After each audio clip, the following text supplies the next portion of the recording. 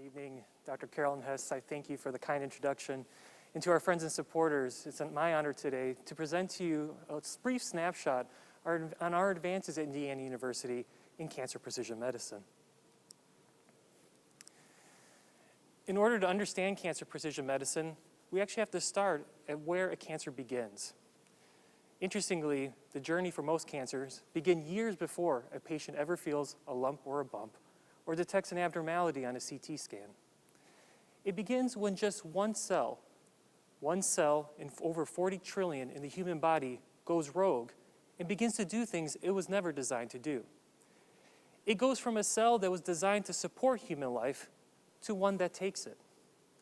It begins to grow and divide rapidly, forming vicious tumors. It develops the ability to invade organs and metastasize, leaving lethal effects.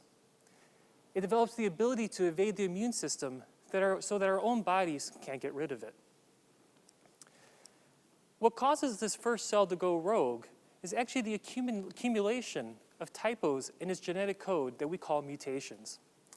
And it's the conglomerate of these mutations that causes this normal cell to go haywire and become a lethal cancer. In precision medicine, we're focused on understanding how we can exploit these individual mutations and develop therapeutic strategies that are tailored to individual patients, where we have begun to understand that if we take a group of patients with the same diagnosis and treat them with the same drug, not everybody gets the same response. What we know is that some patients do well with a particular drug and some do not. In precision medicine, we're focused on how we use genomics and informatics and drug development to guide patients to right therapy for their cancer. I'm proud to know, and I'm proud to let you know, that researchers at the IU School of Medicine have been at the forefront of precision medicine for many years, long before it was a buzz term, long before it was a topic you read about in the New York Times or Time magazine. First pioneered by the late David Flockhart when he was recruited to IU in 2001, creating the first precision medicine program focused on how individual genetic variability, the genetic variability that makes you and I different, influences how we respond to drugs and what side effects we experience. This program blossomed into numerous programs in cancer, cardiovascular, and neuroscience, and now is represented by the robust research programs and clinical programs we have at IU today.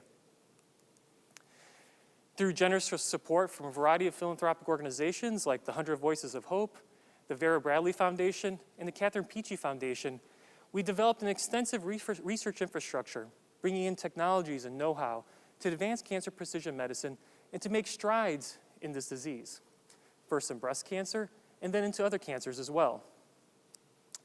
We've been able to develop numerous genomics-based clinical trials, bringing experimental, cutting-edge, exciting agents to patients whose tumors harbor specific abnormalities, matching cutting-edge drugs to individual patients' tumors. We've been able to advance our understanding of pharmacogenomics, understanding how the DNA variability that you and I are born with can predict, and hopefully we can mitigate toxic side effects from these drugs. We know that patients typically sometimes fear the side effects of therapy just as much as they fear the disease. And now we're working diligently in using genomic technologies to be able to detect cancer at its earliest stages and hopefully prevent the cancers from happening, giving patients the best chance of survival from their disease. In 2014, we began to realize that this technology and know-how could not be limited to just our laboratories and to our clinical trials in downtown Indianapolis, but that we need to bring the technologies to the masses of cancer patients so that the cancer patients in all of Indiana could benefit from advances in genomic technologies in informatics and drug development. In 2014, my colleague Brian Schneider and I started the IU Health Precision Genomics Program, a clinical program dedicated to providing cutting-edge genomic technologies for patient care. In this program, patients are seen in specialized clinics where they're educated on genomics. Their tumors are analyzed with the most cutting-edge genomic technologies available on the planet, analyzed also with the most cutting-edge computational technologies and algorithms. And each patient is reviewed by a comprehensive molecular tumor board of over 20 IU faculty and staff who deliberate the results and determine the best therapeutic option or clinical trial for the patient. This program has seen over 5,000 patients to date, and many patients have benefited from this genomic-based therapy. But 5,000 patients obviously begins with your first patient, And I want to introduce you to the first patient that ever came through our program, Kathy Casebolt. Kathy was diagnosed with metastatic non-small cell lung cancer and came to our program after she was referred to us by Dr. Larry Einhorn on a second opinion. Kathy and her husband Brad were avid baseball fans and members of the Reds organization, and unfortunately, she had succumbed to her disease about a month after we saw her in clinic. Seen here is her celebration of life at Red Stadium, where over 1,200 people came to celebrate Kathy's life. What I'd like to show you is the results of her genomic testing, the first ever clinical cancer genome at the IU Simon Cancer Center. And what was really fascinating for her genomic results is that her tumor harbored a mutation called KRAS G12C. KRAS is a very well-known gene in cancer that promotes its development and its growth and has represented the holy grail in oncology. For over 40 years, scientists have tried to develop drugs against KRAS to no avail. Very recently, pharmaceutical scientists actually were able to develop a very niche small molecule to this particular G12C mutation. There's no way that Kathy would have known, nor her doctors, that 4.5 years later, clinical researchers led by Dr. Bert O'Neill would dose the first patient in the world with a KRAS G12C drug at IU Simon Cancer Center. This patient, a patient from Terre Haute with lung cancer, bravely stepped up to be the first patient to receive this new agent. His tumor ended up responding to therapy. And what we've learned very recently, based on published results, is that lung cancer patients who have this very unique abnormality are responding exquisitely to this new drug. This drug is moving rapidly through clinical trials, and IU should be proud to have led the clinical development of this agent. I'd like to introduce you to another one of our patients, Dorothy Arnold. Dorothy Arnold was diagnosed with metastatic triple-negative breast cancer and came to our genomics clinic 2 years ago after several lines of chemotherapy had failed to stop her tumor growth. On genomic analysis, we had identified that her tumor had amplified a gene called PDL1. This gene is actually like a camouflage on cancer cells whose job is to tell the immune system to go away, such that the cancer literally copied this gene numerous times or amplified them to really elicit an anti-immune effect. At the time we saw Dorothy, there was a publication out of the University of California where 6 out of 9 patients with a PDL1 amplification responded to drugs that rev up the immune system. Dorothy went on to be treated with immunotherapy and has had a sustained response for over 2 years, keeping her cancer at bay with this cutting-edge agents. I'd also like to introduce you to Gwen Brack. I know many of you in the audience will be familiar with Gwen. Gwen was diagnosed with metastatic colorectal cancer at just 21 years old, at a time when most kids are just enjoying their prime of their college years.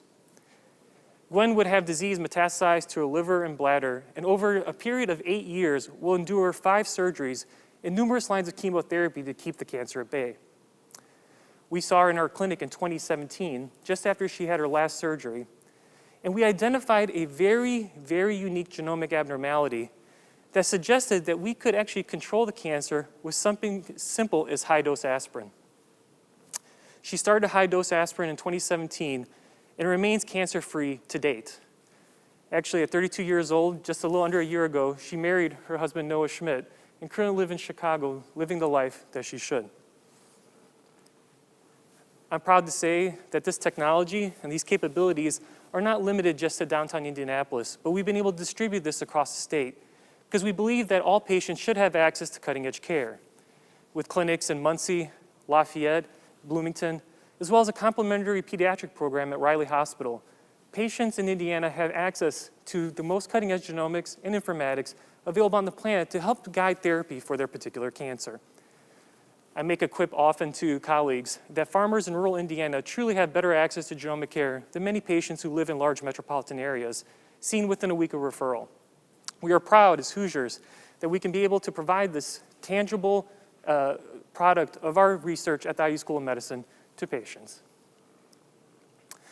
I'll end off with talking a little bit about where we're going. And where we're going is using this genomic technology to really advance treatment in the curative setting, in the earliest stages of cancer. We recently published results in breast cancer patients that after chemotherapy and surgery, we can take a simple blood sample and detect whether cancer is still present in the body or not. If this blood sample is positive for this circulating tumor material, we know these patients are at high risk of their cancer coming back.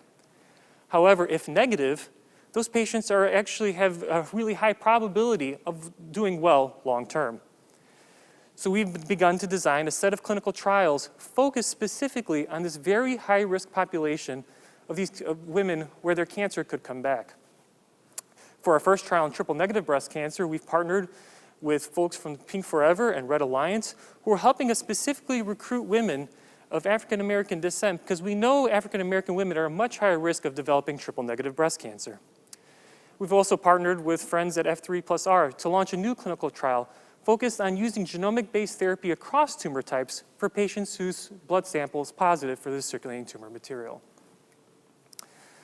I'll end off with saying that in addition to being able to use genomic technologies to help patients, the best part of my job is the people I get to work with. And what I showed you today is never the product of 1, 2, or 3 individuals. It truly takes a village, and to them I'm deeply indebted. With that, I thank you for your kind attention. God bless, and good night.